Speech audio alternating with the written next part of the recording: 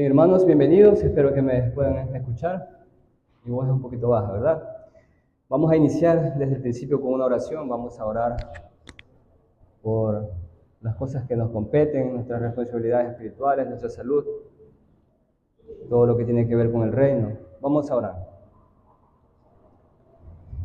Querido y santo Padre Celestial, Señor, reconocemos que usted es el Rey infinito del universo, de manera que usted tiene señorío sobre todo, sobre el cielo, sobre la tierra, sobre el mar y especialmente sobre nuestras vidas. Entonces, nuestras vidas, sus circunstancias están en sus manos. Y en esta tarde, Señor, quiero orar por la salud espiritual de nuestros hermanos de la iglesia. Buenas nuevas. Sabemos que estamos atravesando por tiempos de turbulaciones, tribulaciones espirituales, desánimo, ganas de ya no seguir, problemas. Y sabemos que ese es el momento en que Satanás aprovecha, porque somos débiles espirituales.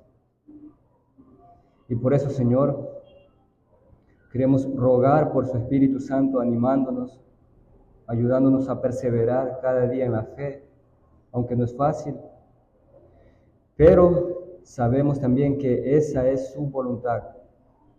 Es su voluntad que perseveremos en la fe.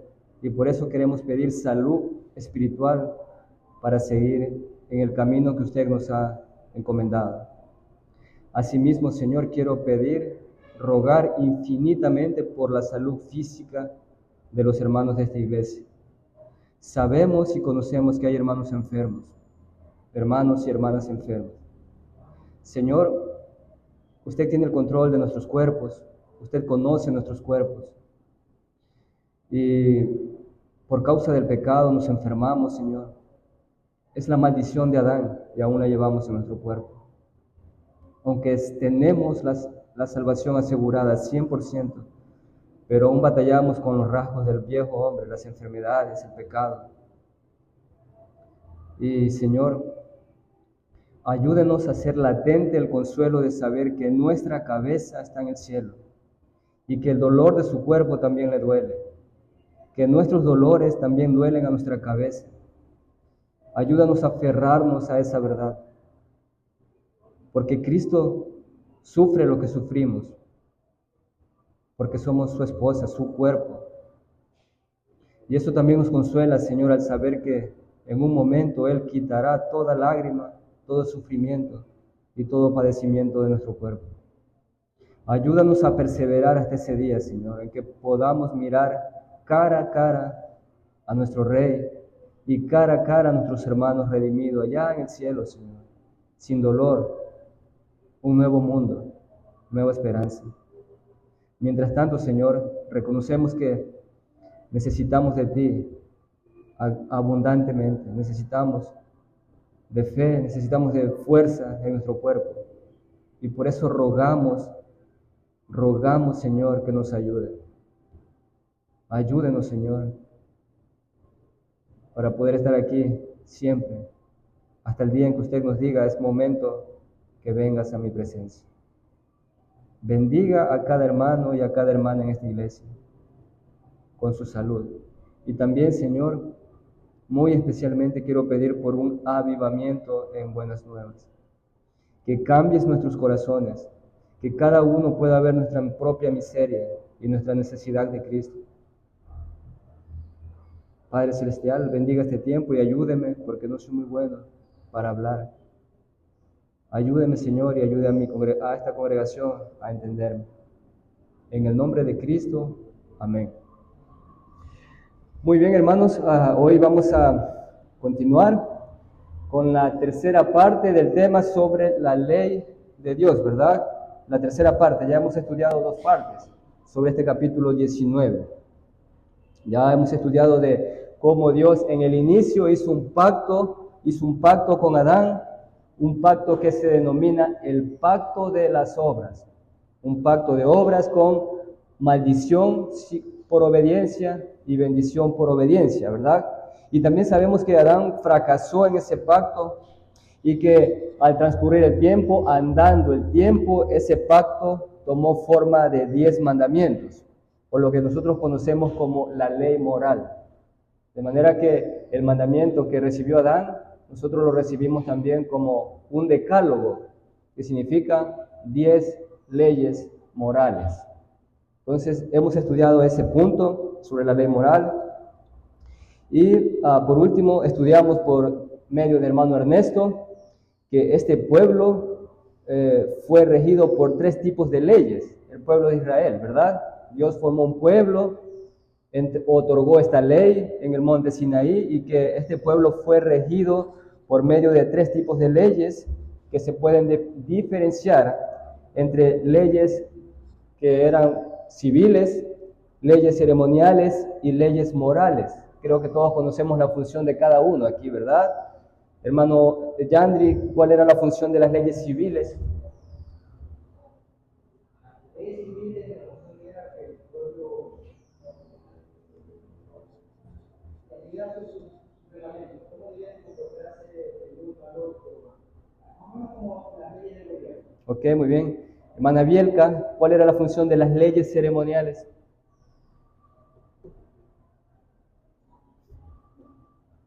Sí puede, sí puede. La función de las leyes ceremoniales. ¿Alguien puede ayudar a hermana Bielka? Las leyes ceremoniales representaban, las leyes ceremoniales significaban cómo el pueblo debía de andar. Ya, muy bien. Tenía relaciones con las fiestas, los sacrificios, todo lo que tenía que ver en el tabernáculo, ¿verdad? Las leyes sacerdotales, todas esas cosas. Hermana Edita, ¿y leyes morales a qué se refieren? ¿Cuál era la función de la ley moral en el Antiguo Testamento? Recordemos.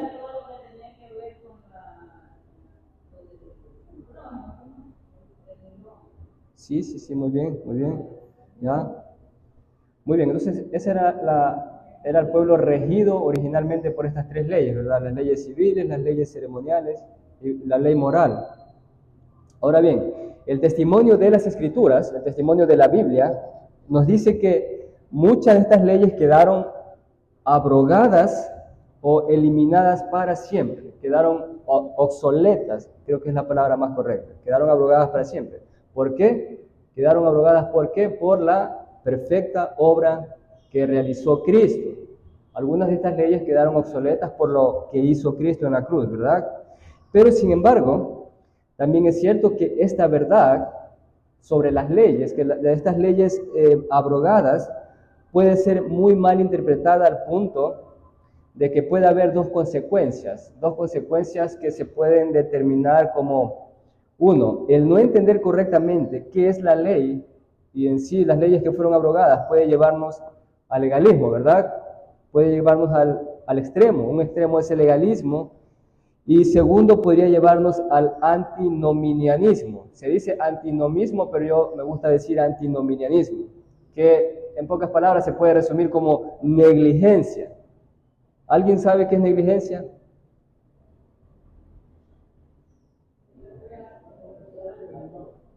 ¿Perdón?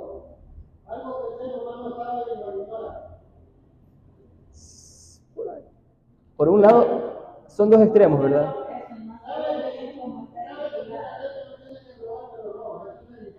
Sí, pero es verdad lo que dice hermana Edita, ¿verdad? Por un lado, el legalismo es un extremo que hace mucho énfasis en la ley, demasiado. Básicamente esto se puede percibir en la vida de los fariseos.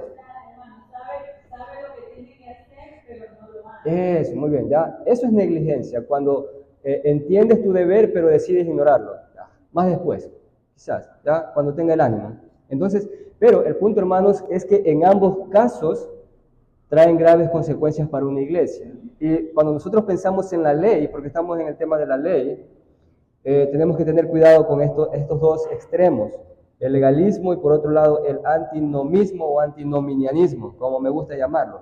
Ambos son graves para la iglesia. Entonces, la pregunta esta tarde sería, si Cristo murió por nosotros y ya no estamos bajo la ley, como dice Pablo, sino bajo la gracia, como menciona Pablo en Romanos 6:14, la pregunta clave es, tenemos la obligación, pero escuche bien, si Cristo murió por nosotros, y si ya no estamos bajo la ley, sino bajo la gracia, como nos enseña Pablo en Romanos 6:14, la pregunta clave es esta, ¿tenemos la obligación los cristianos de guardar y vivir bajo la ley? ¿Qué dicen, hermanos, ustedes? Bien, dejemos esta pregunta ahí, ¿verdad? En el aire. Primero, hermanos, vamos a ver qué dice la confesión sobre este tema. Y tengo 2 puntos, ¿ya? Entonces, no es que me he olvidado de leer la confesión, pero esta vez armé el sermón así. Primero, quiero pensar en 2 puntos con respecto a lo que dice la confesión sobre este tema, ¿ya? Primero, vamos a pensar sobre la vigencia perpetua de la ley. La vigencia perpetua de la ley. Y en segundo punto, vamos a pensar en la doble función de la ley, ¿ya? Entonces, quiero invitarles a que busquen el capítulo 19 de la Confesión de Westminster y vamos a pensar en los párrafos 5 y 6. El 6 es un poquito largo, así que no tomaré cada detalle de esto, ¿ya? Pero voy a resumir. Y como siempre les recuerdo que yo voy a leer desde esta versión que me parece un poquito más simplificado. Es lo mismo, pero me parece un poquito más simplificado. Estamos en el capítulo 19 y vamos a leer los párrafos 5 y 6.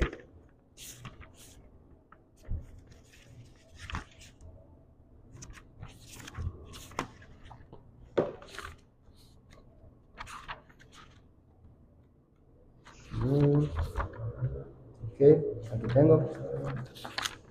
Ya. Dice, espero que no sea mucho la diferencia. La ley moral obliga por siempre a todos, tanto a los justificados como a los que no lo son, a que le obedezcan, y no solo con respecto al contenido, sino también con respecto a la autoridad de Dios, el Creador, quien la dio. En el Evangelio, Cristo en ninguna manera disolvió la ley, sino que más bien reforzó la obligación de cumplirla. 6. Aun cuando los verdaderos creyentes no estén bajo la ley como pacto de obras para ser justificados o condenados por ella. Sin embargo, es de gran utilidad para ellos como también para otros, pues la ley como regla de fe les informa acerca de la voluntad de su deber y les dirige y les obliga a caminar de acuerdo con ella.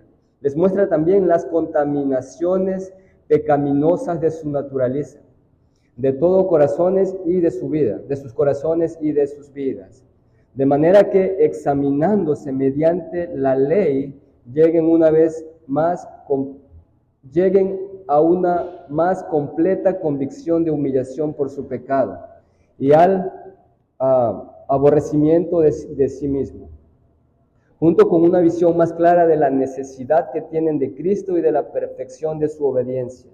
La ley moral es igualmente de utilidad a los regenerados para restringir sus corrupciones, ya que prohíbe el pecado, y su amenaza sirve para mostrarle lo que aún merecen sus pecados, y qué aflicciones le esperan en esta vida, a pesar de que están libres de la maldición con que amenaza la ley. De la misma manera, pues con los regenerados, las promesas de la ley les muestran la aprobación de la obediencia y qué bendiciones pueden esperar cuando la cumplen, pero no como debido a ellos por la ley como pacto de obras, de manera que si una persona hace lo bueno y deja de hacer lo malo, porque la ley lo alienta a lo uno y lo desalienta a lo otro. Ello no es evidencia que están bajo la ley y no bajo la gracia. Ello no es evidencia de que están bajo la ley, sino bajo la gracia. Muy bien, entonces, primer punto, la vigencia perpetua de la ley, ¿ya? Hermanos, hay una extraña idea circulando y que de hecho ha querido contaminar a la iglesia desde sus primeros inicios, ¿verdad? Una extraña idea que ha querido contaminar a la iglesia desde siempre. Entonces, no es una tendencia nueva, no es una idea modernista. De hecho, esta idea circula desde los días del apóstol Pablo. Ha existido desde los albores del cristianismo, ¿ya? Hermanos, esta es la extraña idea que surge dentro de muchas iglesias y que lamentablemente persiste hoy en día y que tiene como una serpiente astuta introducirse en las iglesias. Dice más o menos así: ya que Cristo murió por los pecados y que como Cristo ya cumplió la ley, los cristianos ya están libres de guardar la ley. Ahora, quiero especificar que dentro de los 3 rangos de leyes que existían en el Antiguo Testamento, la ley moral nos habla específicamente del decálogo, de los 10 mandamientos. Leyes civiles tenía que ver con la obligación de los ciudadanos israelitas en guardar sus deberes civiles. Las leyes sacerdotales tenía que ver con las leyes ceremoniales y los sacrificios, pero la ley moral eran los 10 mandamientos explícitamente, ¿ya? Entonces, dicen ellos, ¿qué necesidad tenemos de guardar la ley, los 10 mandamientos? ¿Por qué? Porque esta idea dice, ya están obsoletos y los cristianos no estamos obligados en darle valor, en darle uso. Esa es la idea que se ha introducido y que siempre ha estado vigente a lo largo de los siglos. ¿Cómo se conoce esta idea, hermanos? Lo acabé de mencionar al inicio. Son 2 facciones, 2 exageraciones. ¿Perdón? ¿Ernesto? Antinominianismo. Bien, ahora, ¿qué significa antinominianismo para tener la idea más clara, verdad? ¿Qué significa? Bueno, ya sabemos, ¿verdad? Que a veces es bueno explicar las cosas con un poquito de tecnicismo. Está formada por una palabra griega, anti y nomos. Sabemos por lógica que anti significa algo que va en contra. Anti, contra, ¿verdad? Y nomos es la palabra griega para ley. De manera que ley en el griego es nomos. Entonces significa contra ley, no ley, ya no ley. Eso significa antinomismo, ¿ya? Se conoce como antinominianismo. Entonces, ¿cuál es la esencia del antinominianismo? ¿Cuál es la esencia? Bueno, hermanos, la idea fundamental de esta enseñanza, yo lo digo así, es una especie o enseña o proclama una especie de libertinaje santo. Una especie de libertinaje santo. Y lo digo entre comillas, ¿ya?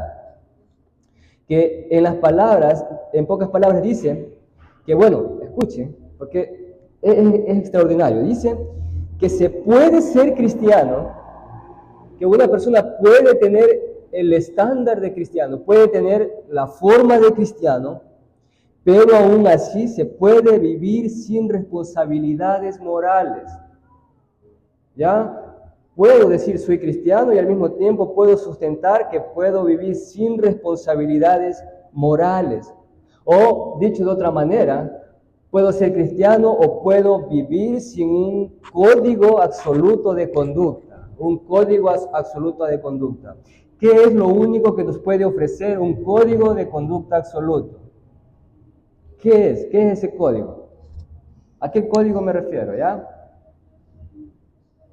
Un código de conducta absoluto. ¿Alguien tiene la respuesta? ¿Qué es ese código? ¿Un código moral? Los 10 mandamientos, ¿ya? Es el código absoluto de conducta cristiana. Pero ellos dicen, puedo ser cristiano, pero no necesito ese código de conducta, ¿ya?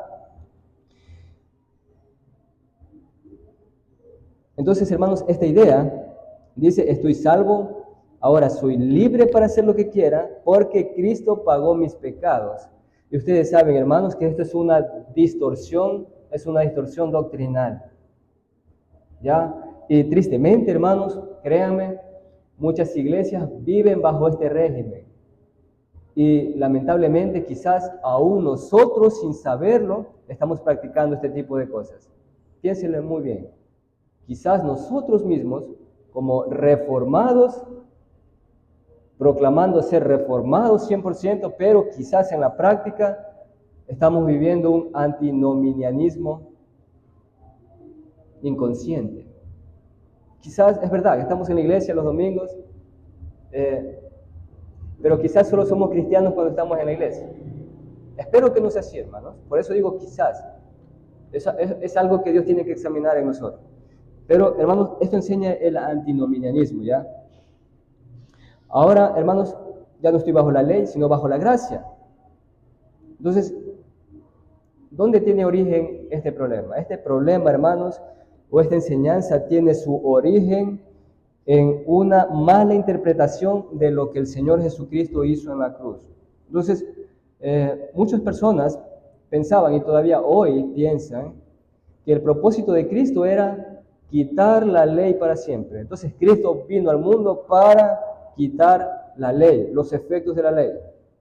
Y hermanos, no es algo nuevo ahora, no es algo nuevo, no es una lucha reciente, como he dicho anteriormente, ¿verdad? Pablo, el gran apóstol, el teólogo por excelencia, tenía una fuerte lucha con este problema en su tiempo. Pablo tenía una fuerte pelea contra este tipo de idealismos, ¿ya? En el tiempo de Pablo existía un grupo de personas que estaban viviendo desordenadamente, cometiendo todo tipo de pecado bajo la influencia de esta idea. Primero era impulsado por el agnosticismo, si no estoy equivocado, o gnosticismo.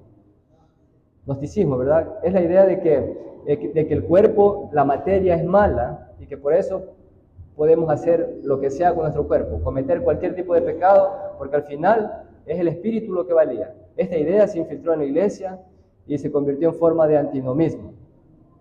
Entonces muchas personas pecaban, vivían una vida desordenada, sin un estricto responsabilidad con la ley moral, y por eso Pablo tenía esta gran pelea contra estas personas. Ahora, la pregunta para nosotros es, ¿puede la gracia, porque esta era la idea de ellos, ¿verdad? ¿Puede la gracia anular la responsabilidad sobre la ley? ¿Puede la gracia anular la responsabilidad con la ley de Dios? Hermanos, aunque no crean, este asunto dentro de la iglesia de Pablo, o dentro de la iglesia en la que escribió Pablo, causaba un gran dolor de cabeza al apóstol Pablo. Pero la respuesta de Pablo es contundente. Usted sabe lo que dijo Pablo a esta ideología. Miren, Pablo era un tipo que no negociaba la verdad. Era un tipo que tenía convicción de lo que él creía y que conocía la verdad. Y Pablo no negociaba con este tipo de cosas. Pablo era cortante, ¿verdad? Imagínense, un doctor tiene ante sus ojos una persona que tiene una mano infectada de gangrena y que le va a consumir el brazo. El doctor le dice, te pongo esta pomada, ve a tu casa y regresa dentro de un año. Pablo no era así. ¿Qué hace un doctor correcto? Va a amputar la mano infectada para salvar el resto del cuerpo. Entonces, en este tipo de cosas, Pablo va a ser contundente. Miren, la respuesta de Pablo en Romanos 6, 1, 2 y luego 15. Busque Romanos 6, 1, 2 y luego saltamos al versículo 15.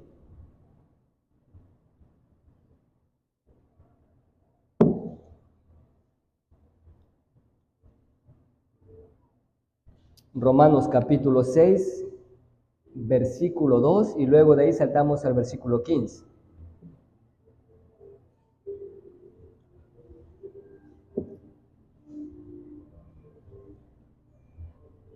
Entonces Pablo dice, ¿qué pues diremos?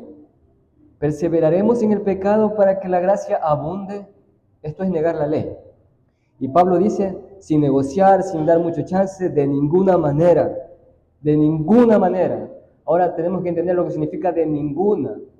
Significa que no hay que darle muchas vueltas al asunto. De ninguna manera es de ninguna manera, de ninguna idea, de ninguna forma, de ninguna manera, dice Pablo, porque los que hemos muerto al pecado, ¿cómo viviremos aún en él? Y ahí saltamos al 15. Y Pablo enfatiza, ¿qué pues? ¿Pecaremos porque no estamos bajo la ley, sino bajo la gracia? Y él dice otra vez, nunca, de ningún modo, de ninguna manera. ¿Ah? Eso es lo importante. Hermanos, aquí la idea de Pablo es un rotundo no, no. Entonces, según Pablo, las obligaciones de la ley siguen vigentes. No importa si eres cristiano, estás obligado a vivir bajo los estándares del código moral de Dios, los 10 mandamientos. Y por eso, hermanos, la costumbre de las iglesias reformadas, que fue fijada, creo, si no estoy equivocado, en el concilio de Dort, 1618-1619, a leer la ley de Dios, los 10 mandamientos en cada culto. Por eso leemos los 10 mandamientos, porque es el código eterno y perpetuo de Dios. Entonces, no, la gracia no anula nuestra responsabilidad por ser cristianos.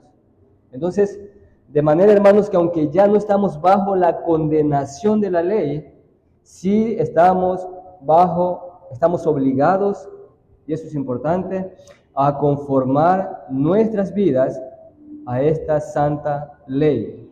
Hay dos palabras, alineación y hay dos palabras exactas que sirven para definir esto. Alienación, no, pero bueno, no voy a dar mucha vuelta. Tiene la idea de que la vida del ser humano, la vida del creyente, tiene que ir a la par con los 10 mandamientos, así, ¿ya? No debe estar separado, debe estar así, ¿ya? Entonces, eso es lo que enseña ahora la confesión.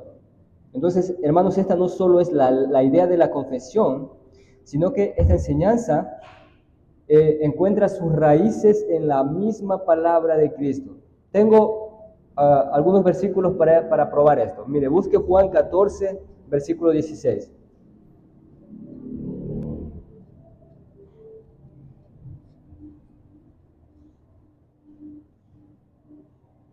Juan 14, 15. Si me amáis, guardaréis mis mandamientos.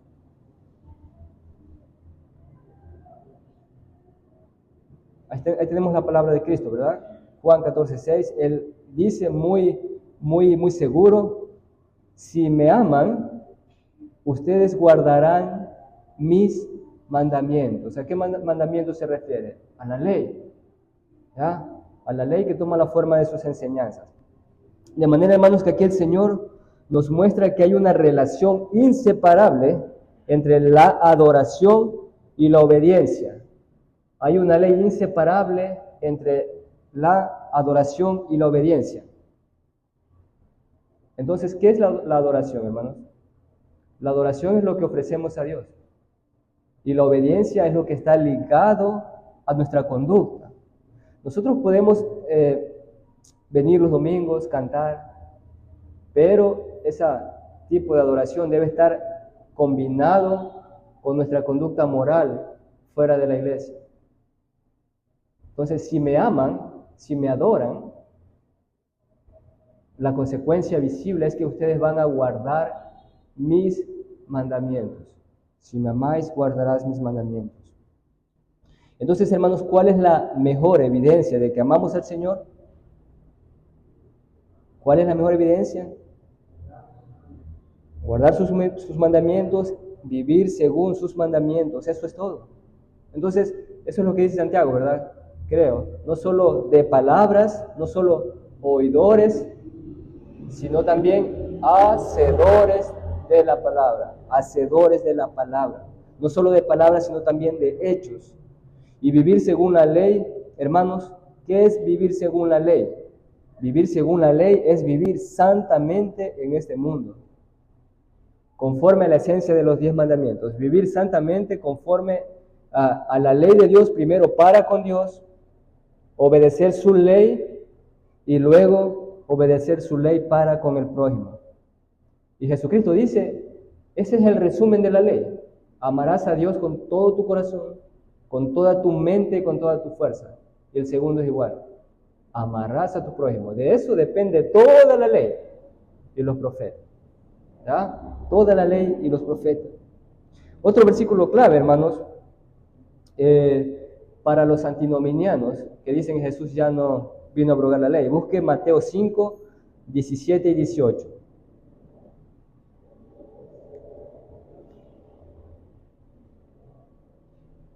Mateo 5, 17 y 18.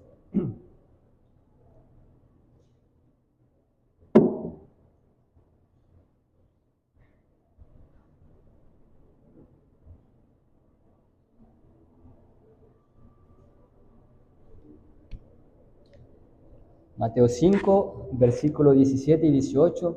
Entonces Jesús está aquí, creo en el Sermón del Monte, él dice: no piensen que he venido a abrogar la ley o a los profetas. No he venido a abrogar, sino para cumplirla. Porque de cierto os digo, que hasta que pasen el cielo y la tierra, ni una jota ni una tilde pasará de la ley, hasta que todo sea cumplido. Hermanos, ¿ha pasado el cielo y la tierra? Aún tenemos cielo, aún tenemos tierra. De manera que entonces la palabra de Cristo dice: aún estamos obligados a vivir bajo la ley, no para salvación. ¿Ya? Entonces, por eso inicia la confesión así, ¿verdad? Esa es la idea de la confesión también. Quiero que nuevamente mire la última palabra del párrafo 1.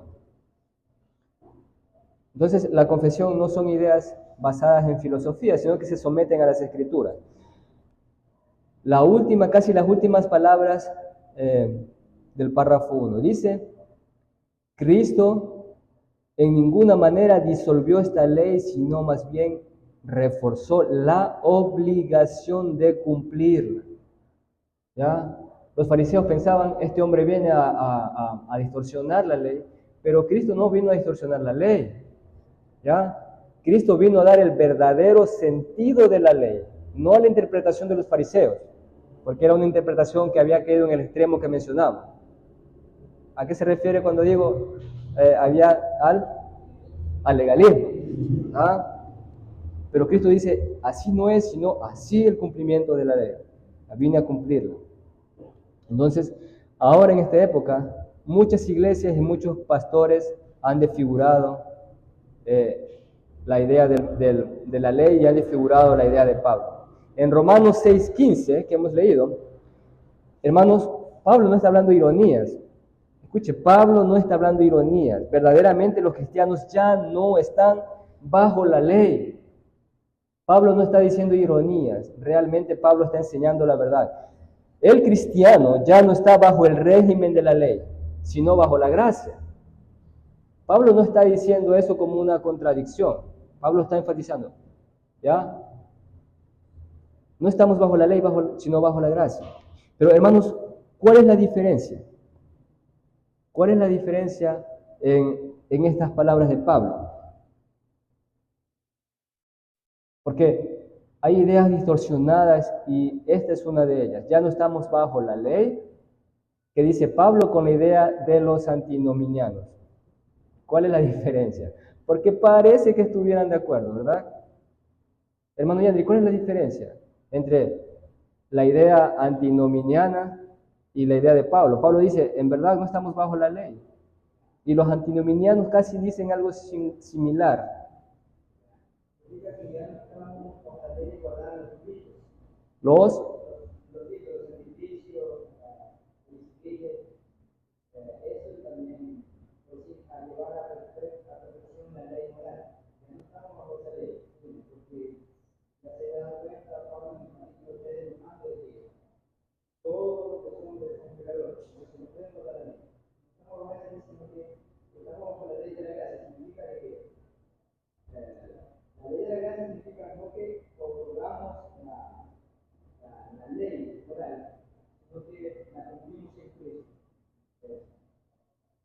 Ya, muy bien, muy bien.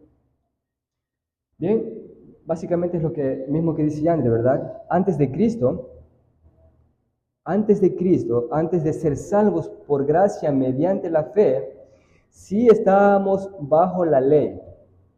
¿Ya? Sí estábamos bajo la ley, ¿ya? Bajo la ley.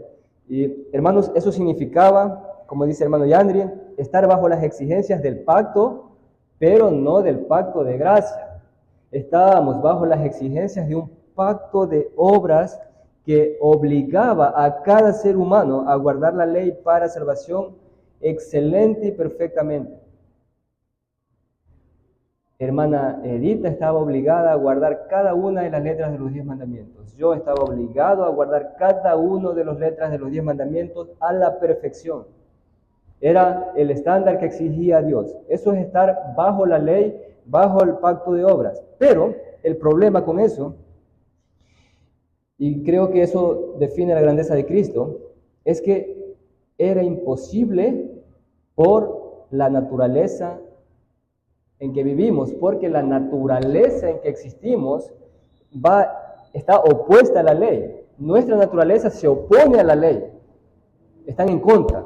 Mi cuerpo, mis deseos, antes de Cristo, odian la ley de Dios. ¿Ya? En una parte que no recuerdo, Pablo dice, no pueden sujetarse, ni siquiera quieren ni pueden. ¿Ya? Hay una batalla entre la carne y la ley de Dios, son opuestas. ¿Ya? Eso experimentamos. Entonces es imposible por nuestra naturaleza. De manera que el resultado era que esta ley automáticamente nos condenaba.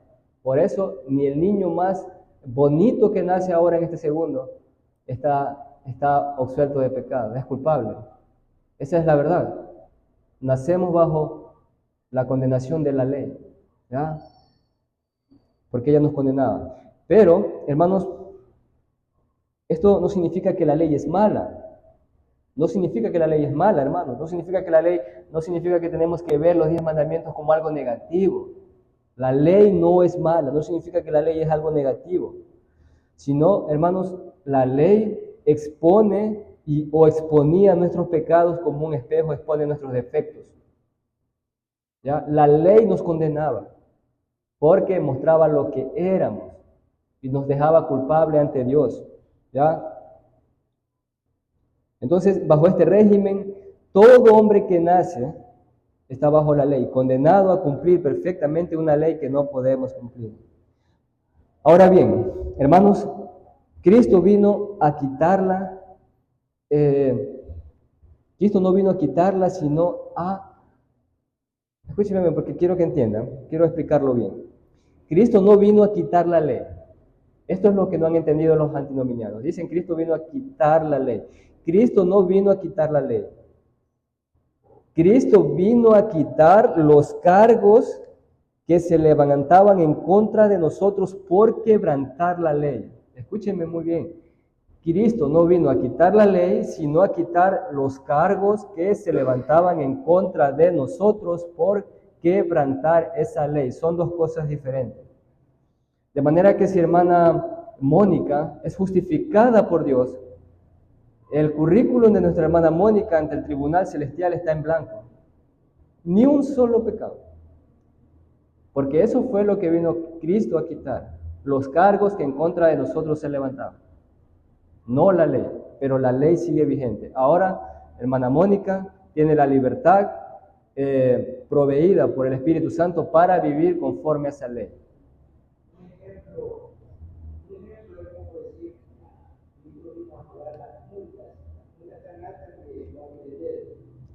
¿Sí? ¿Es verdad? Ya, entonces, ese es el propósito de Cristo, ¿verdad? Ahora, ¿qué es la gracia? ¿Qué es la gracia, hermanos? La gracia consiste en que al creer en nuestro Señor Jesús, se nos atribuye una obediencia alienígena. No estoy hablando de ovnis. Se le atribuye una obediencia alienígena, una justicia alienígena. ¿Qué significa alienígena? Significa, es una justicia extranjera. Se nos atribuye una obediencia extranjera a nuestra cuenta. ¿Ya? A nuestra cuenta. En pocas palabras, hermanos, es como que si nosotros hubiésemos cumplido la ley por nosotros, si nosotros hubiéramos cumplido perfectamente la ley. ¿Ya? Es como que si nosotros hubiéramos conseguido nuestra absolución de la culpa. ¿Ya? Entonces, de manera que alguien, quien quiera que sea, cualquier culpa que sea, cualquier pecado que tenga, está libre de culpa y se le atribuye la perfecta obediencia de Cristo. ¿Ya? A eso se le llama estar bajo la gracia. La gracia significa que Dios atribuye el don de Cristo a un pecador. Toda la obediencia perfecta de Cristo le es prestada a un pecador, atribuida o depositada a su cuenta para presentarse al Padre. Esa es la gracia, hermano. Nadie merece eso. Pero Dios muele a su propio Hijo en la cruz y le otorga la obediencia de Cristo a un pecador. Cuando un pecador llega a la cruz de Cristo, reconoce su miseria y dice, solo Él puede salvarme. ¿Ya? Eso es algo que veremos ahora, ¿ya?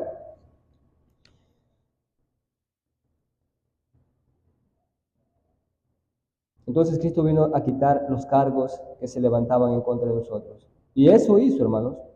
Entonces Cristo tomó nuestra forma de hombre, a eso se refiere Pablo en Filipenses 2, ¿verdad? Tomó nuestra forma de hombre para tomar nuestro lugar y representarnos para guardar la ley perfectamente en lugar de nosotros. Eso hizo Cristo, ¿ya?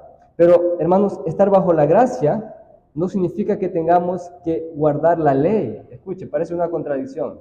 Pero estar bajo la gracia no significa que tengamos que guardar la ley en términos de una respuesta que añade a la obra de Cristo.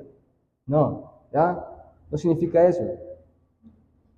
Entonces tenemos que vivir conforme a la ley, porque eso es la evidencia de que somos salvos.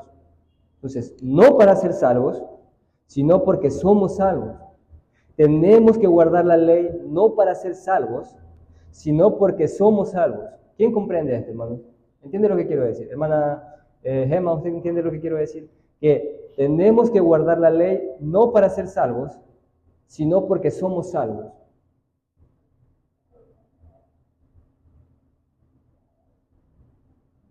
Voy a repetir la pregunta.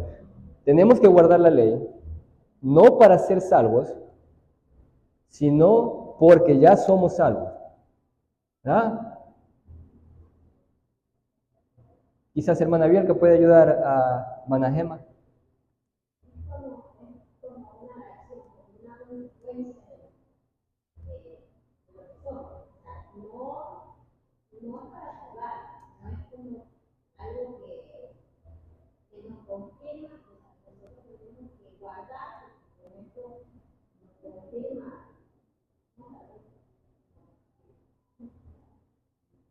Comprendo. Muy bien, puedo comprender, ¿verdad? Podemos comprender, es claro, ¿verdad? No guardamos la ley para ser salvos, sino que es una evidencia de que somos salvos, ¿ya? ¿Ya? Es como cuando un niño nace, ¿verdad? Un niño nace. Un niño llora cuando nace. El llanto no es evidencia de que es un ser vivo. Es un ser vivo porque ha nacido, ¿ya? Algo similar así, pero esa es la respuesta, ¿verdad?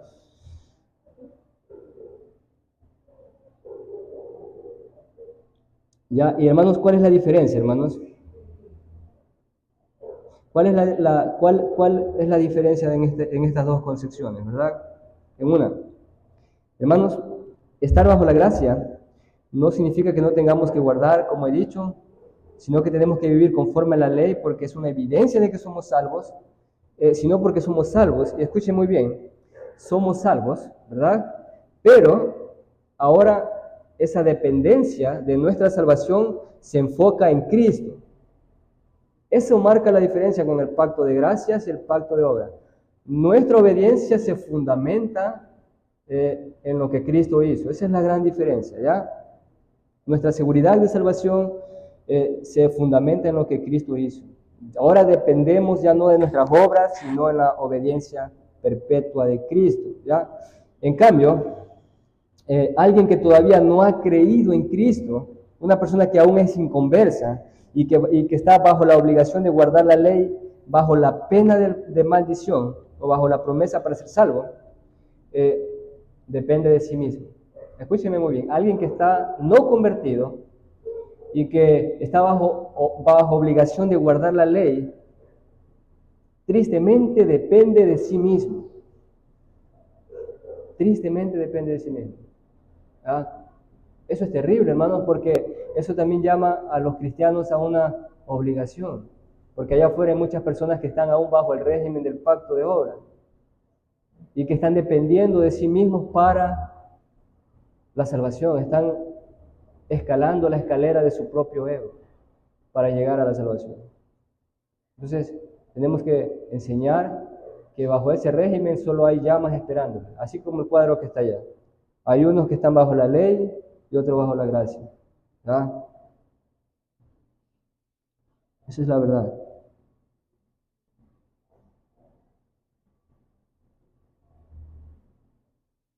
Y hermanos, ¿y qué dice la Biblia?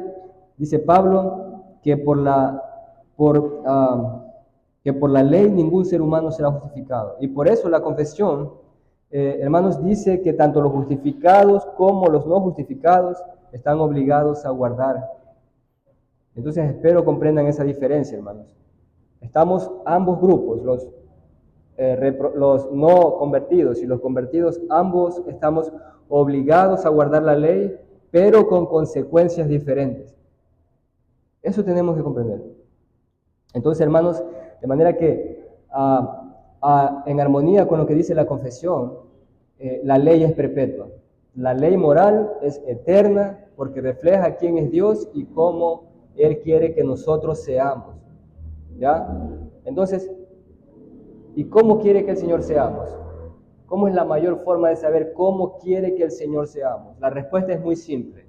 Mire a Cristo. Allí está la respuesta de cómo Dios quiere que seamos conformados cada día. No a Moisés, no al pastor, no al misionero, porque somos hombres falibles, sino que Dios quiere que seamos igual a su propio Hijo Jesucristo.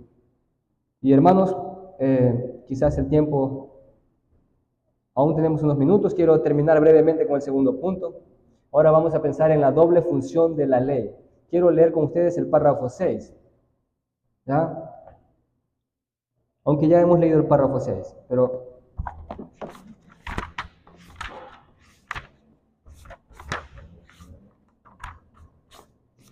párrafo 6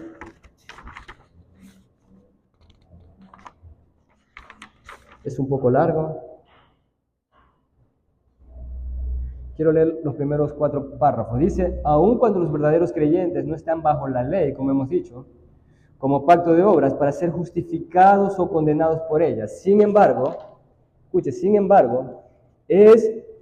grábese esta palabra, es de gran utilidad para ellos como también para otros, pues la ley como regla de fe les informa acerca de la voluntad y de su deber, y les dirige y les obliga a caminar de acuerdo con ella, les muestra también las contaminaciones pecaminosas de su naturaleza, de sus corazones y de sus vidas. Hasta ahí.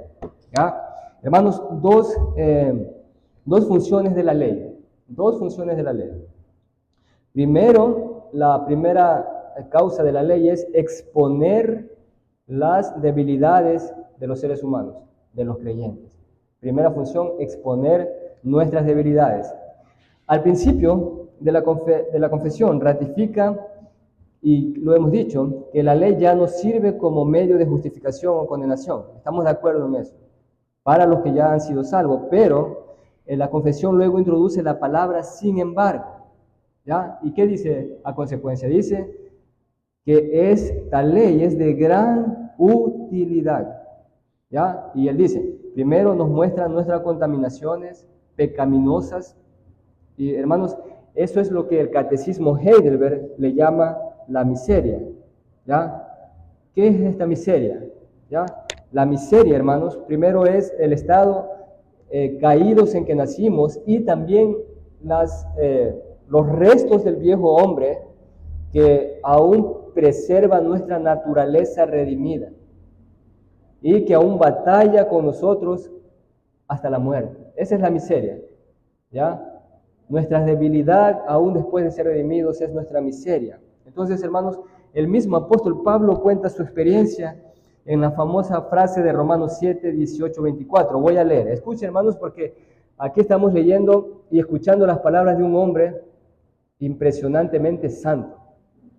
Y ya vamos a terminar. Dice, de la palabra de Pablo, Romanos 7, 18, yo sé que en mí, esto es, en mi carne, no mora el bien. Pablo, porque el querer el bien está en mí, pero no el hacerlo. Porque no hago el bien que quiero, sino el mal que no quiero. Eso hago. Y si hago lo que no quiero, ya no lo hago yo, sino el pecado que mora en mí, viejo hombre. Así que, queriendo yo hacer el bien, hallo esta ley, que el mal está en mí. Porque según el hombre interior me deleito en la ley de Dios, pero veo otra ley en mis miembros que se rebela contra la ley de mi mente y que me lleva cautivo a la ley del pecado que está en mis miembros. Y Pablo dice, miserable de mí, ¿quién me librará de este cuerpo de muerte? Entonces esa es la miseria. Él experimenta esto por la ley, ¿verdad? Porque la ley expone lo que hay en nosotros. Y, hermanos, eso nos lleva a humillarnos. Eso es importante. Por eso Dios aún utiliza la ley. Entonces, como dice esta parte de la confesión, a aborrecernos a nosotros mismos. Y cuando entendamos esto, termino con el segundo, puedo terminar con la segunda idea de la doble función de la ley. Cuando entendemos esto, hermanos, cuando entendemos el propósito de la ley para humillarnos, aborrecernos, podemos entender el siguiente apartado. ¿Ya? Hermanos, quiero que miren rápidamente en la línea 9 del párrafo 7. Línea 9 del párrafo 7. Encontramos la segunda función de la ley. La segunda función de la ley.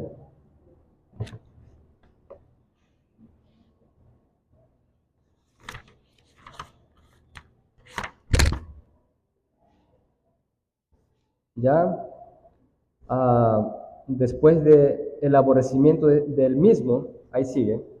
Esta es la segunda causa, hermanos, el segundo propósito de la ley.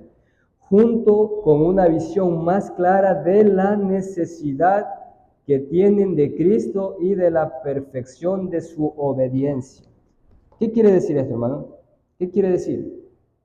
Hermanos, luego de que la ley despierta la conciencia y nos lleva a aborrecernos, esto nos conduce inevitablemente a una visión correcta, más majestuosa de la necesidad que tenemos de Cristo y de depender de la perfección de su obediencia. Hermanos, voy a leer Gálatas 3:24. Pablo dice, de manera que la ley ha sido nuestro ayo para llevarnos a Cristo a fin de que fuésemos justificados por la fe. Entonces, hermanos, después de esto, es que un creyente puede decir de todo corazón, puede confesar de todo corazón la grandeza de Cristo en medio de su propia miseria. Pablo dice, miserable de mí, ¿quién me librará de este cuerpo de muerte? Pero al final Pablo dice en el versículo 25, gracias doy a Dios por Jesucristo nuestro Señor. Hermanos, espero que esta sea también nuestra experiencia. Obediencia a la ley de Dios y un sentido correcto de la grandeza de Cristo. Amén. Terminamos a buen tiempo, vamos a orar. Querido Señor, querido Padre Celestial, Señor, damos gracias por la obra de su Espíritu Santo en nosotros. Y aunque experimentamos que a veces no es como quisiéramos, Señor, aún tenemos esta batalla con el pecado, aún tenemos esta batalla con nuestro carácter, aún tenemos esta batalla con nuestras debilidades. Señor, desearíamos con todo corazón glorificar su nombre en nuestra vida conforme a su santa ley. Pero, Señor, quizás usted tiene otros planes, quizás usted tiene que mostrarnos aún nuestra miseria. Aún usted quiere erradicar los vestigios de orgullo, los vestigios de nuestro orgullo, para llevarnos una forma más correcta a la grandeza de Cristo. Señor, ayúdenos a contemplar nuestro pecado conforme a su ley, para poder percibir la grandeza incalculable de la obediencia perfecta de Cristo. Y así poder decir, igual que Pablo, gracias a usted por Cristo, de manera bíblica y de manera consciente. Señor, gracias en esta tarde, gracias por la mañana. Bendiga esta iglesia, guarde a mis hermanos que están aquí, espiritual y físicamente, y a sus familias también. En el nombre de Cristo, amén.